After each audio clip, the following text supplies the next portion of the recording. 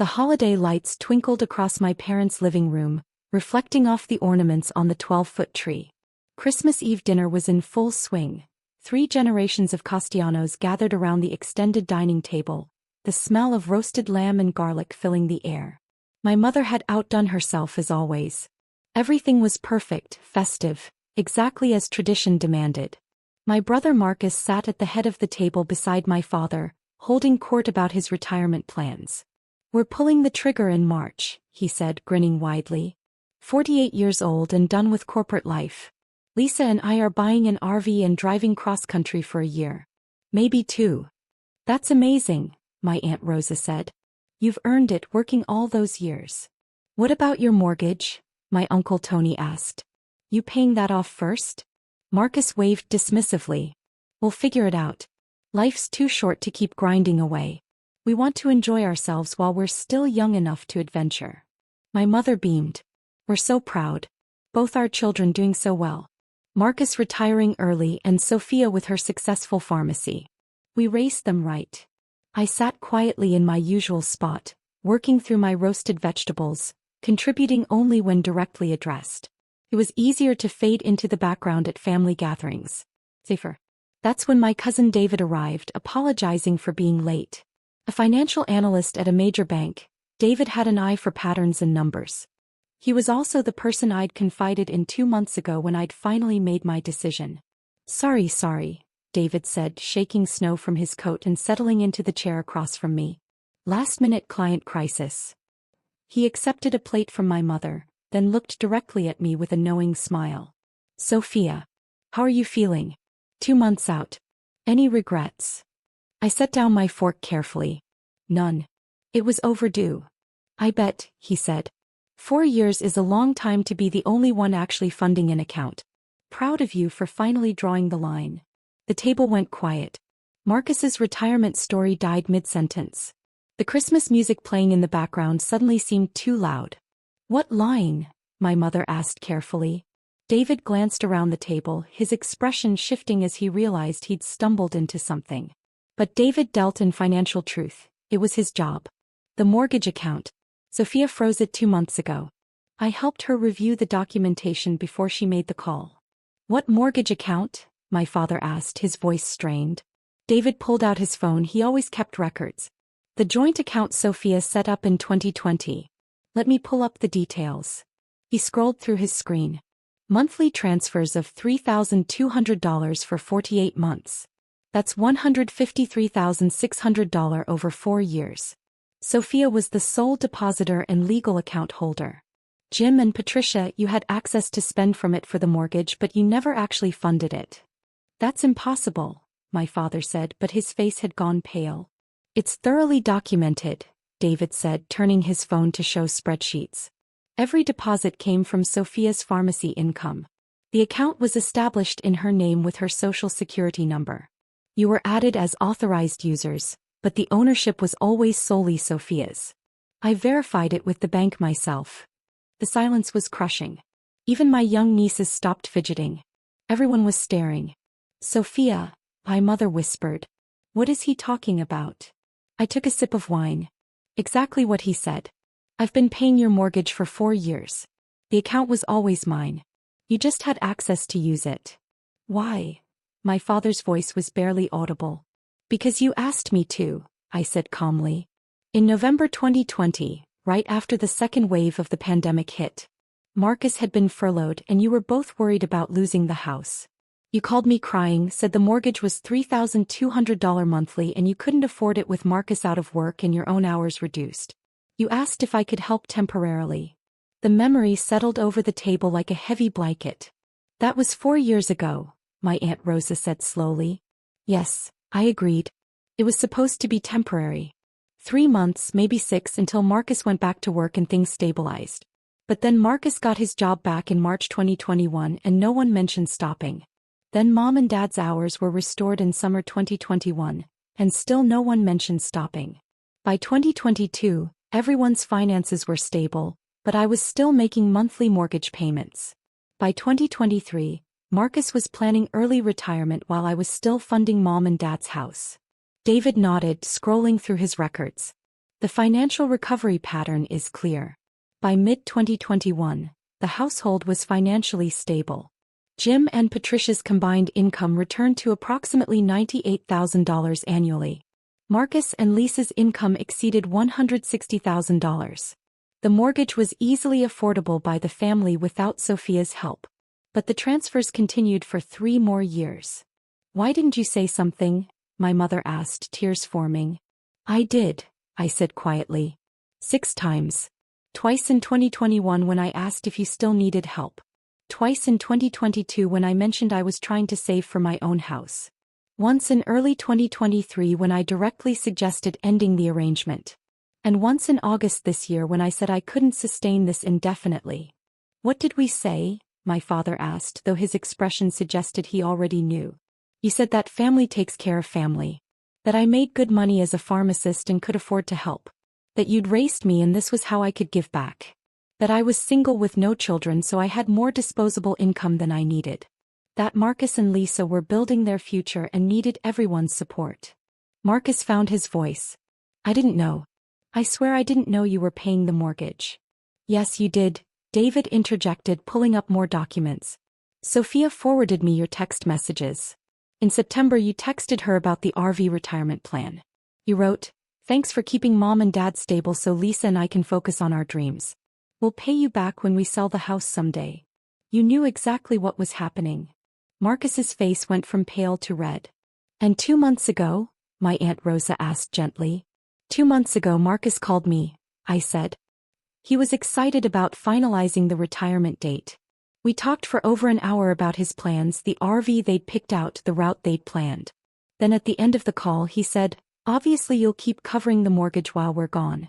Mom and Dad can't afford it on their own and we'll need our savings for the road. It's only $3,200. That's nothing for you." "Oh no," my Aunt Rosa whispered. "That's when I called David," I said. "I asked him to review everything objectively. To tell me if I was wrong for wanting to stop." David set down his phone. I looked at 4 years of financial records. Sophia's been living in a 1-bedroom apartment since 2020 because she spent her house down payment on the initial pandemic support. $15,000 she gave the family before the monthly payments even started. She's been driving a 2014 Toyota with 160,000 miles because she can't afford a new car while making $3,200 monthly transfers. She's been working overtime shifts at the pharmacy, extra nights, extra weekends, to afford the transfers on top of her own expenses. The words hung in the air. Meanwhile, David continued, Jim and Patricia refinanced to a 30-year mortgage in 2022, resetting the payment timeline and increasing their total interest paid by approximately $80,000, while Sophia was paying the monthly bill. Marcus and Lisa bought a second car in 2023, a $35,000 SUV, while planning early retirement funded partially by Sophia's mortgage payments, freeing up their own income. "We didn't know," my mother said weakly. "You chose not to know," David said, his voice sharp. "The account statements came to Sophia's address. You had access to spend from it but never asked where the $3,200 appeared from every month. For 4 years, you just assumed the money would always be there." My father put his head in his hands. "What happened 2 months ago?" "On October 23rd at 9:47 a.m. I called the bank," I said. "I froze the account. I removed everyone's access. I transferred the remaining balance, $6,400 that had accumulated from extra deposits, back to my personal savings. And I sent certified letters to everyone explaining that the financial support was ending immediately." "Immediately?" My mother's voice rose. "How are we supposed to manage?" "The same way everyone manages," David said. "With your actual income. I reviewed your finances with Sophia before she froze the account. Your combined income is $98,000 annually. Your mortgage is $3,200 monthly. That's $38,400 annually. That's less than 40% of your gross income. It's affordable. Tight but affordable." "But we have other expenses," my father protested. "Then you prioritize," David said. "You cut discretionary spending. You reduce dining out. You cancel subscriptions. You build a budget based on actual income, not on Sophia's subsidies." What about the December payment? My mother asked, panic creeping into her voice. You paid it yourselves, I said. For the first time in 4 years. It was due December 1st, 9 days after I froze the account. You had to actually look at your finances and figure out how to cover it. It wiped out our Christmas budget, my mother said bitterly. Welcome to reality, David said bluntly. Sophia's been wiping out her own savings, her own future, her own Christmas budgets for 4 years so you could maintain your lifestyle. Now you're experiencing what she's been experiencing, having to make hard financial choices. Marcus leaned forward. What about my retirement? We've been planning this for 2 years. Then you'll need to adjust your plans, I said.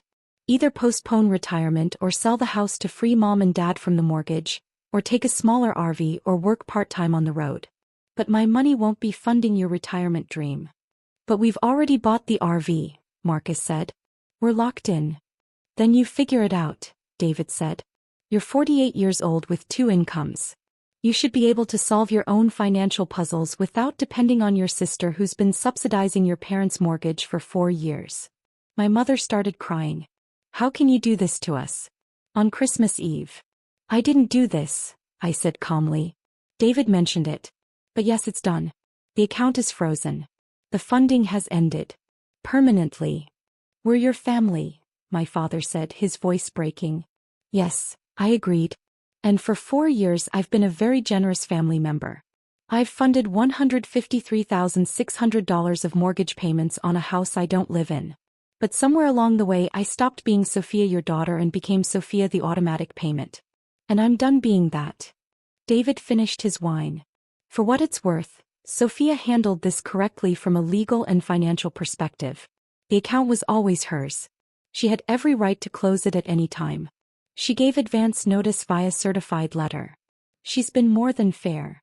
Fair? My mother's voice was sharp. She's ruining Christmas. No, my Aunt Rosa said quietly. She's setting boundaries.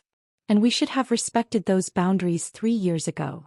The Christmas Eve dinner continued in uncomfortable silence. The lamb grew cold on plates. The carefully prepared side dishes went largely untouched. My mother disappeared to the kitchen multiple times, crying. Marcus and Lisa left early, claiming a headache. My young nieces sensed the tension and asked to be excused. Only David and Aunt Rosa stayed engaged. Sophia, Rosa said gently. What are you going to do now? Live my own life, I said. I've spent 4 years working overtime to fund someone else's mortgage. Now I'm going to use that money to build my own future. Good, she said firmly. It's about damn time. I left shortly after, citing an early pharmacy shift on Christmas Day. It was a lie but necessary. I needed distance from the guilt and tears. The drive home through the snowy streets was quiet. My phone buzzed constantly. Texts from Marcus, calls from my parents, a voice message from my mother begging me to reconsider. I silenced it all. At home in my small apartment I pulled up my bank accounts. 2 months of not making $3,200 monthly transfers, and my savings had grown by $6,400. Combined with the $6,400 I'd transferred back from the frozen account, I had $12,800 in liquid savings for the first time in 4 years. I opened a real estate website and started browsing seriously. 2-bedroom condos. Places with updated kitchens and parking spots. Places I could actually afford now. 3 days later my father called. I answered on the 4th ring. We made the December payment, he said without preamble. And we'll make January's. We cut our monthly spending by $800. It's tight but we're managing. That's good, I said. Your brother postponed retirement. He's staying another year to build a bigger cushion. Okay. Sophia, he paused. We're sorry. Really sorry. We took advantage of your generosity. We let temporary help become permanent dependency. That was wrong. I felt unexpected tears. Thank you for saying that. Will you come to New Year's dinner? Please? Just family. No money talk. I hesitated. Will it be awkward? Probably. But we miss you. And we want to try again. Without the financial complications. Hey. I'll come. 2 weeks later I attended New Year's dinner. The atmosphere was different. Quieter, more thoughtful. My mother hugged me tightly and whispered, I'm sorry. My father kept refilling my water glass like he was trying to make amends. Marcus was subdued, talking about his job instead of retirement dreams. Only David and Aunt Rosa seemed comfortable, steering conversation to neutral topics and filling awkward silences with stories. After dinner, Marcus pulled me aside. "I'm working with a financial advisor now. She said Lisa and I can retire in 3 years if we're disciplined. But it requires us paying our own way, not depending on anyone else." "That's smart," I said. "I really didn't understand the full picture," he continued. "I knew you were helping Mom and Dad, but I didn't think about where the money came from or what it cost you. I just assumed you could afford it." "I couldn't," I said. "I was choosing to afford it by giving up my own goals. There's a difference. I see that now. I'm sorry. I forgive you. But the boundary stays." "I know. It should." 3 months after Christmas, I sat with David at a coffee shop reviewing mortgage pre-approval documents. "You're approved for up to $320,000, he said. "With your improved savings rate, you'll hit your 20% down payment target in another 6 months. 9 months total," I said. "After 4 years of funding someone else's mortgage. But now you're building equity in your own property," he said. "That's what matters. You're investing in yourself instead of subsidizing them." "It feels strange," I admitted. "Having money just stay in my account." "That's called financial independence," he said, smiling. "You'll get used to it." I closed on a 2-bedroom condo 5 months later. Granite countertops, stainless appliances, a balcony overlooking the city. Nothing extravagant but mine. Completely, entirely mine. My family came to the housewarming. My parents brought plants. Marcus and Lisa brought wine and congratulated me genuinely. Aunt Rosa brought homemade cookies and hugged me tight. David stood in the corner with a satisfied smile, watching his cousin finally build her own life. "To Sophia," my father said, raising his glass. "To her new home. We're proud of you, sweetheart." "To boundaries," David added, catching my eye. "To boundaries," I echoed. 6 months after that Christmas Eve, I sat on my balcony watching the sunset over the city. My phone buzzed, a text from Marcus. "Still working. Lisa and I are saving 40% of our income now. Building real financial security. Thanks for the wake-up call." I smiled and typed back, "Proud of you." Another text came from my mother. "Dad and I built a 3-month emergency fund. First time in our lives. Financial independence feels good. Thank you for forcing us to grow up." I responded, "I'm glad you're building stability." A final text from David. "Your savings rate is impressive. At this pace you'll have your mortgage paid off in 12 years. This is what wealth building looks like when you're not funding other people's lives." I typed back, "Couldn't have done it without your honesty. Thank you." As the sun disappeared behind the buildings, I thought about that Christmas Eve 6 months ago. The shock on everyone's faces when David revealed the truth. The panic in my mother's voice. Marcus's stunned silence. At the time, it had felt like I was destroying something precious. Now, 6 months later, sitting in my own condo with growing savings and a family learning financial responsibility, it felt different. It felt like liberation. Like the day I stopped being their safety net and started being myself. Not Sophia the automatic mortgage payment. Not Sophia with extra money. Just Sophia. With her own home, her own savings, her own future. My phone buzzed one more time. A reminder I'd set 6 months ago. Future check-in, worth it? I looked around my condo. My furniture, my mortgage, my life. I checked my accounts. My savings, my investments, my security. I typed a response. Absolutely worth it. They needed to learn they could survive without my money. I needed to learn I deserved to keep it. Best boundary I ever set. I hit save. Then I poured another glass of wine and watched the city lights flicker on one by one. For the first time in 4 years, I wasn't calculating mortgage payments or reviewing family budgets or worrying about whether I could afford to help. I was just living. My life. My way. With my money. And that felt exactly right. That felt like home.